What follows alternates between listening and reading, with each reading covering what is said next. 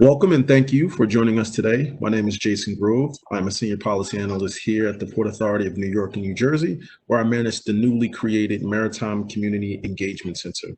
This office, which is located downtown Newark, was created to be a community resource for job seekers and small businesses within the community surrounding our New Jersey port facilities. I manage the office's day-to-day functions, which include educating minority, women-owned, and veteran businesses on contract and supplier diversity programs. Also, talking to various job seekers like you about how to enter the maritime TLD career. I realize navigating the maritime industry, it's in the job landscape, can be challenging. My goal is to provide you with as much information as possible and support you with tools needed to be successful. That looks like webinars such as today's event, sponsored by the Port Authority of New York and New Jersey's Council on Port Performance. Now that I have my CDL, what do I do? Truck drivers have been some of the most essential first responders during the coronavirus pandemic, enabling the critical transport of food, cleaning, and health supplies to families, businesses, and those in need.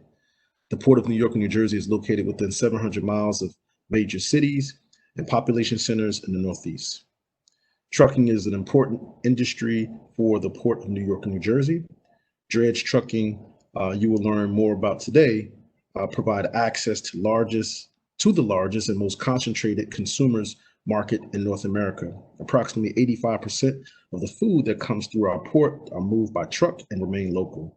By using our port for short distances, truck drivers can access the 46 million local consumers in New York and New Jersey, in the New York and New Jersey metropolitan area, region within a 4-hour drive. So just a couple of quick tidbits. We're located in the largest market for consumers in one of the most affluent parts of the world. Our greatest port reach on the United States East Coast is about 46 million people within a 4-hour drive, just to give you some quick statistics about the port. And we have access to about 125 million people within a 36-hour drive. So just to give you a couple of quick notes about that. And I'm here to tell you more about the different types of trucking jobs that are available at the Port of New York and New Jersey is Bob Leef, Senior Vice President of Intermodal Operations at Container Port Group. Since 1971, Container Port Group has been supplying transportation and intermodal services to businesses throughout the Midwest and East Coast. Bob? Good day and thank you. Again, my name is Bob Leef, and I am the Senior Vice President of Intermodal Transportation for Container Port Group. Today, we're going to talk about the Port of New York, New Jersey, and port ocean drayage. Ocean transportation are shipments that move between countries or a U.S. island via vessels. The Port of New York, New Jersey is the third largest port in the U.S. and the busiest port on the East Coast. In 2019, 829 million TEUs moved in the world throughout the world with ocean transportation. So there are a lot of opportunities for new CDL drivers to move quite a bit of freight. When we talk about ocean transportation, we use the term drayage. The term drayage is commonly used in the transport of goods that involve ocean transportation. And we break it into 3 categories: local, which is generally within 50 miles of the port area; regional, which is generally within 220 miles or a day trip with your hours of service, and new CDL drivers should know about that; and then long haul, which is over 220 miles, and most of your tractors should have a sleeper berth. We're going to discuss the different types of containers that are involved in ocean transportation versus the normal 53-foot trailer that you commonly are used to driving. A minute ago, I mentioned 829 million TEUs moved around the world, and we measure our containers by 20 and 40 feet. One TEU is obviously a 20-foot equivalent unit, so a 40-foot is 2 TEUs.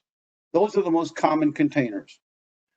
Another type of container that is commonly used is called a flat rack container. And this container obviously doesn't have sides or a top, so it's used to move anything that would not fit inside of a standard 20 and 40. Next type of container is called an open top. And again, it's used for some type of machinery or some type of product that could be loaded into a container through the top of it versus through the doors. The fourth type is what we call a high cube container. And this is commonly used for cargo that is not heavy or dense in weight, but is bulk. So commodities like clothing from Asia are used and moved in high cubes because they don't weight out, they would cube out. Next type of container is a reefer or refrigerated unit, which again is used for transporting of not only food, fruits and vegetables, meats, seafood, but also for certain chemicals or anything that needs to be temperature controlled. This is a type of container that moves in ocean transportation versus a trailer or 53-footer that you're used to. The difference is a trailer is one unit and it is a motor unit and is considered by DOT to be a motor unit, whereas an ocean container is not really considered to be part of a DOT unit. The chassis underneath it is the DOT inspectable unit.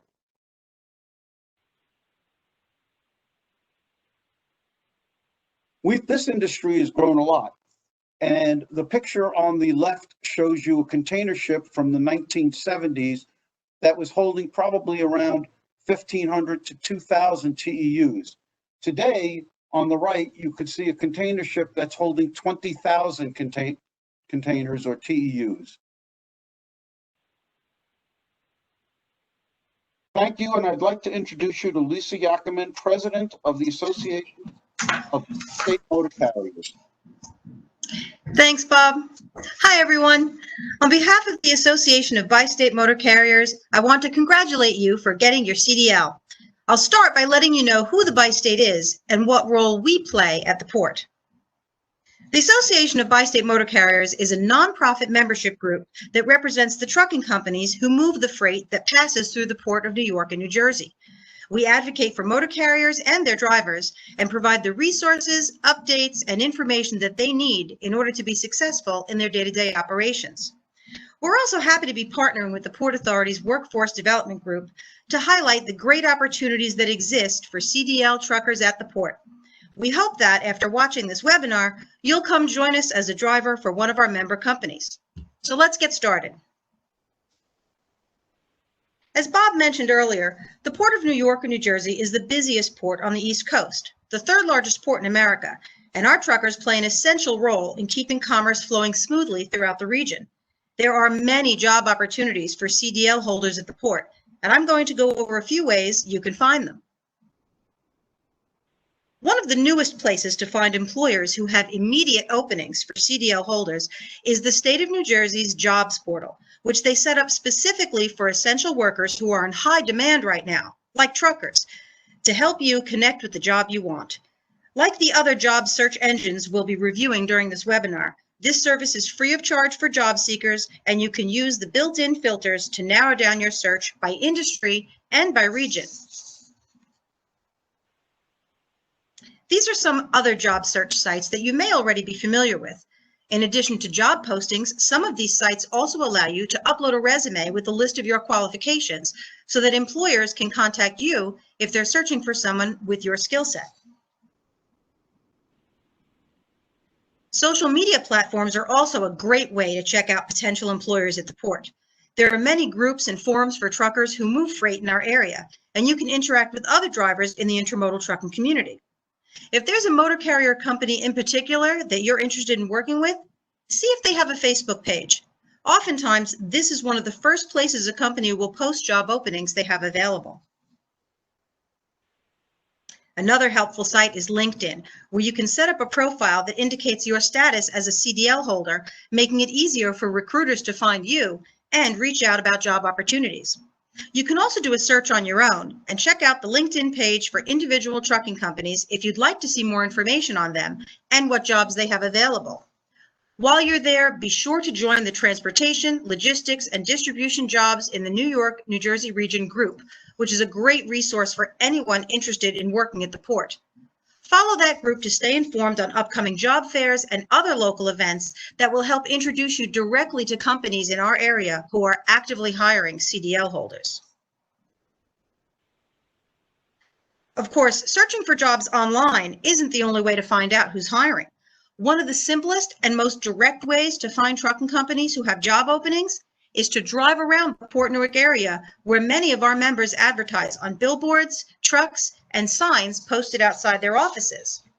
Another place you can check for job postings that not many people know about, the bulletin board located inside the Truck Service Center on McClester Street. That's a location that you'll become familiar with if you decide to work at the port. It's where truck drivers go to obtain the necessary credentials for accessing the marine terminals, something you'll be hearing more about from our next presenter in just a moment. But first, I want to thank you for your interest in becoming a driver at the Port of New York and New Jersey, and encourage you to follow the Bi-State on social media and check out our website. You'll find important information for port motor carriers and their drivers, along with helpful resources, including updates from Trenton on legislation that affects the port trucking community, live gate cameras for the marine terminals, and live on-street traffic camera views for the port area. I hope you found this presentation helpful and that you'll be joining us as a member of the port trucking community very soon.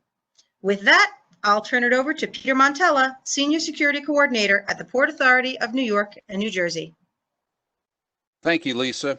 My name is Peter Montella. I'm a Senior Security Coordinator for the Chief Security Officer here at the Port Authority. Understanding the maritime industry can be a little intimidating. So let's begin with a little overview of the different types of facilities. There are 6 container terminals located in Newark, Elizabeth, Jersey City, Bayonne on the New Jersey side, and on the New York side we have Staten Island and Brooklyn. There are 3 cruise terminals located in Manhattan, one in Manhattan, one in Bayonne, and one in Brooklyn. We have many major petroleum facilities that are located throughout the New Jersey region. And then back to the marine terminals, we have some bulk facilities that are located in Newark and in Brooklyn. There are some credentials that you may need if you're going to do some work here at some of the marine terminals. To enter a container terminal, you'll need to acquire 2 credentials: a TWIC or a Sealink card. The TWIC stands for Transportation Workers Identification Credential. TWIC is required for access by law for all drivers who need access to New York and New Jersey ports. A background check is done by TSA, which is the Transportation Security Administration, who administers the cards, and his access is granted determined by the outcome of a security background check. So what is TWIC? TWIC is a common identification credential for all personnel requiring unescorted access to secure or restricted areas of Coast Guard regulated facilities and vessels, as well as for access to certain sensitive information. The TWIC is a biometric card that contains a numeric code that is associated with your fingerprint pattern, which links the card to you. It also has a photograph and special security features to prevent unauthorized reproduction of the TWIC and to protect the limited personnel information that is embedded in the card. So why must I have a TWIC? In order to comply with these federal regulations for facilities that are regulated by the United States Coast Guard, such as container terminals, cruise terminals, petroleum facilities, and bulk facilities. The TWIC is also used throughout the whole country at the 361 ports. So if you, this card will be good for you when you're going to other states throughout the country. So how do I apply for a TWIC? There's 2 really simple ways. The best way is to go online to TWIC online. You can just put that in your Google search. It'll also come up as universalenroll.dhs.gov, or there's an 855-347-8371 number. The Universal Enrollment Centers are all throughout the area around the Port Authority facilities. The closest one to the New Jersey Marine Terminals is at 532 Raymond Boulevard in Newark.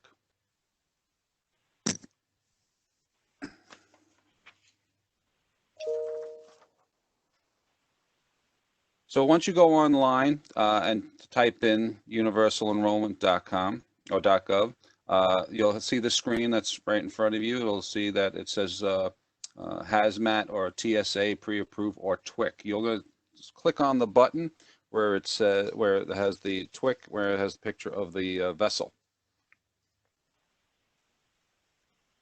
Sealink cards. A Sealink card is the Port Authority's uniform truck driver identification system, which verifies the driver's legitimate business purpose for access to terminal facilities. Documents that are required to register for the Sealink card is your CDL driver's license, registration of your vehicle, and vehicle insurance.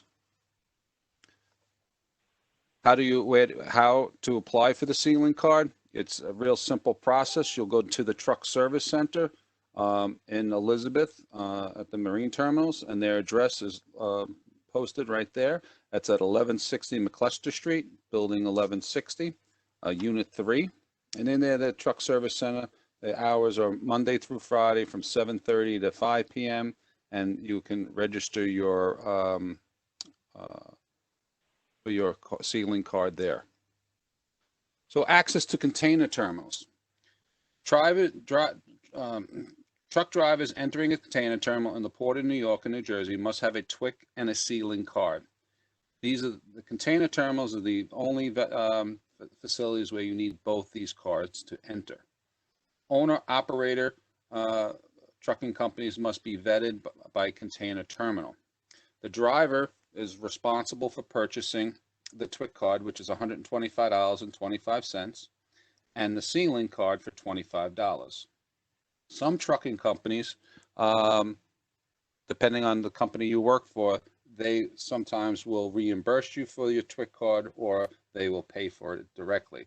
But it is recommended that these are credentials that you should acquire them before you look for employment. Due to truck drivers being essential employees, both the Universal Enrollment Center and the Sealink offices have been open all during the COVID-19. Expiration date of the TWIC card is for 5 years from the date of issuance, and the expiration of the Sealink card is 3 years of date of issuance. And then there's areas of the marine terminals that do not require a TWIC or a Sealink. All that's required is for you to have a CDL license to gain access through the public roadways of the marine terminals. And these facilities are not restricted or regulated by the United States Coast Guard. These are facilities such as warehousing, automobile processing facilities, scrap metal yards, cement facilities, bulk juice, edible oils, salt, and Belgian block. So if you have any questions, you could always go online and to the Port Authority's website, and all that information that we just talked about is here on the website. And any questions under the security, you can always send us an email and we'll answer any of your questions. Now I turn it over to Blair for the end of my presentation.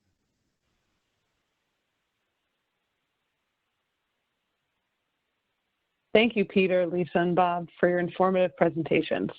And thank you to Jason for sharing additional information on the Maritime Community Engagement Center, as well as the Bi-State for connecting us with trucking companies and sharing how to find open trucking positions. We hope you found this webinar helpful and encourage you to connect with us. Please feel free to send any follow-up questions to tldjobexpo@panyj.gov. And make sure to join TLD Jobs LinkedIn group, as Lisa mentioned as well. If you have any questions regarding the Maritime Community Engagement Center, please email maritimecenter@panyj.gov. Thank you again, and we hope you enjoyed the webinar.